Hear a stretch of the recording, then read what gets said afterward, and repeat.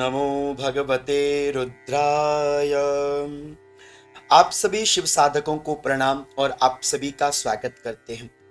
22 जुलाई से श्रावण मास प्रारंभ है और 22 जुलाई को प्रथम सोमवार है। सोमवार का व्रत करने वाले भक्तों के लिए तो सोमवार की महिमा अद्भुत है, किंतु सोमवार के साथ साथ सावन में मंगलवार की भी बड़ी विशेष महिमा है।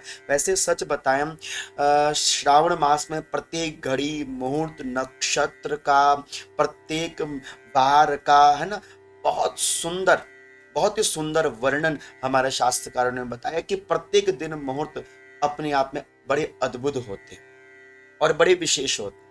तो जैसे सावन में सोमवार की महिमा है, उसी प्रकार से सावन में मंगलवार की महिमा है। और सावन के मंगलवार में जो व्रत किए जाते हैं उसे कहते हैं मंगला गौरी व्रत। अब मंगला गौरी व्रत का विधान क्या है, कैसे करना चाहिए, संक्षिप्त विधि से मैं आपको बता रहा हूं। कुछ आप अपने कुल परंपरा को भी इसमें जोड़ सकते हैं। शास्त्र विधान के अनुसार भविष्य पुराण में इसका वर्णन किया गया है। इसका वर्णन यह बताया गया है कि सावन के प्रत्येक मंगलवार जो भी पड़ते हैं, वह प्रत्येक मंगलवार में जो व्रत किया जाता है माताओं के द्वारा विशेष, वह मंगला गौरी व्रत के नाम से जाना जाता है। 22 तारीख को सोमवार है तो 23 तारीख को प्रथम मंगला गौरी व्रत किया जाता है। तो आपने प्रत्येक मंगला गौरी व्रत इसी विधान से करने चाहिए। इसका विधान शास्त्रकारों ने कुछ इस प्रकार से बताया है कि मंगला गौरी का व्रत कम से कम 5 साल के लिए तो करना ही करना चाहिए, जिसमें जो पहला मंगला गौरी का व्रत है वो अपनी पीहर से किया जाता है और बाकी जो 4 मंगला गौरी व्रत होते हैं वह अपने ससुराल में किए जाते हैं। अब इसका जो विधान क्या है, इसका विधान यह बताया गया है कि इसमें माता गौरा जी का विशेष पूजन किया जाता है। 16 षोडशोपचारों से माँ जगदम्बा का पूजन किया जाता है। यदि आप 16 उपचारों को नहीं जानते तो आप माता भगवती को दूध, दही, घी, शहद, जल इत्यादि से स्नान करवा सकते हैं। यदि सामर्थ्य ना हो तो जल का स्नान आप माता भगवती को करवा सकते हैं और सुंदर श्रृंगार माता भगवती को लगाएं और माता भगवती की मांग में सिंदूर भरें और जो सिंदूर आपके हाथ में हो फिर आप उसको अपने मांग में भर लें।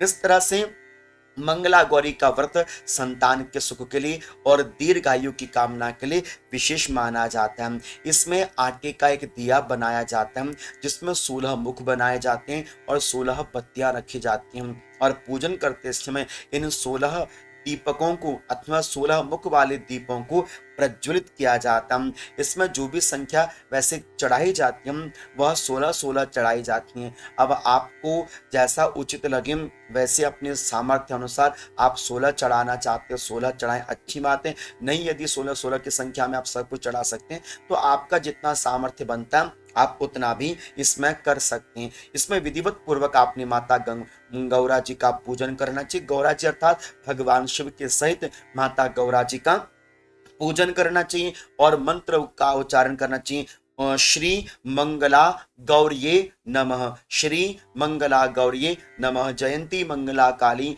भद्रकाली कपालिनी आदि मंत्र का भी आप इसमें पाठ कर सकते हैं। और उसके तदुपरांत आपने कथा श्रवण करनी चाहिए और कथा श्रवण करने के तदुपरांत माता जी को भोग लगाना चाहिए और भोग लगाकर फिर आप भोजन ग्रहण कर सकते हैं। संध्या काल के समय पूजन करके एक भुक्त भोजन किया जाता है, अर्थात कि इसमें एक ही टाइम भोजन किया जाता है और नमक रहित भोजन किया जाता है, अर्थात कि जो भी आप व्रत रहते हैं या मीठे व्रत रहते हैं इसमें आपका नमकीन भोजन ग्रहण नहीं करना चाहिए। इसकी कथा भी बड़ी सुंदर है और कथा के अनुसार हम पढ़ रहे थे कि एक नगर था, कुंडिनपुर नामक एक नगर था जिसमें एक धनी सेठ जी रहते थे। एक सारांश रूप में हम आपको कथा बता रहे हैं। सेठ जी रहते थे, उनके द्वार पर रोज एक जटाधारी रुद्राक्ष पहना हुआ एक भिक्षुक रोज भिक्षा मांगने के लिए आते थे।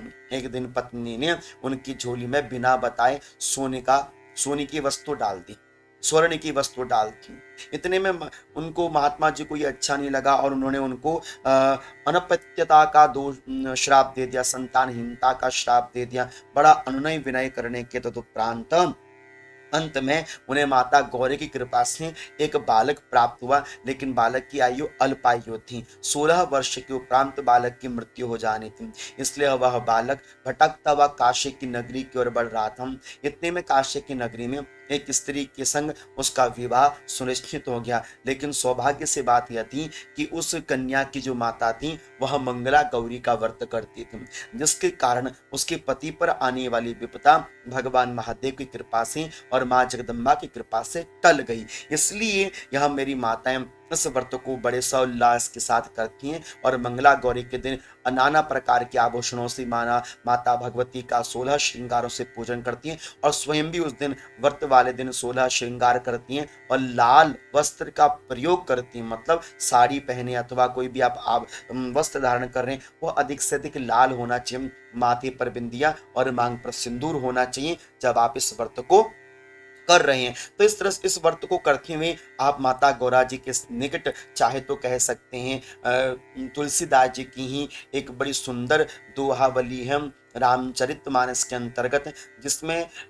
माता भगवती से प्रार्थना की जाती है कि जय जय गिरिवर राज किशोरी, जय महेश मुख चंद चकोरी, जय गज बदन षडानन माता, जगत जननी दामिनी दुत गाता, नहीं तब आदि मध्य अवसाना, अमित प्रभाव वेद नहीं जाना, भव भव विभव पराभव कारिणी, विश्व विमोहन सबस विहारिणी। तो आप इस चौपाई का पाठ कर सकते हैं और अंत में कहें कि देवी पूज पद कमल तुम्हारे, सुर नर मुनि जन होय सुखारे। इस चौपाई का आप 11 बार जप करके माता जी को लड्डू और मिष्ठान भोग लगा सकते हैं। सुबह के समय भी पूजन करना, संध्या काल के समय भी पूजन करना और विशेष माता जी की 16 दीपकों से आरती करके आप अपने व्रत को पूर्ण कर सकते हैं। तो इस प्रकार से यह सरलतम सा विधान है मंगला गौरी व्रत करने वाले साधकों के लिए, और प्रत्येक मंगला गौरी का व्रत इसी प्रकार और इसी विधान से किया जाता है। यदि कुछ आपकी एडिशनल चीजें हैं जो आप अपनी परंपरागत रूप में करते हैं तो वह आप उसमें जोड़ सकते हैं। बाकी शास्त्रोक्त तो जो विधान भविष्य पुराण के अंतर्गत हमने पढ़ा वो हमने आपके सामने वर्णित कर दिया और हमें भरोसा है कि आपको ये विधान अच्छा लगा होगा। कुछ विधि आप अपनी इसमें और ऐड जोड़ लीजिएगा। तब तक आप सभी को वंदन, आप सभी को प्रणाम। ओम नमो भगवते रुद्राय।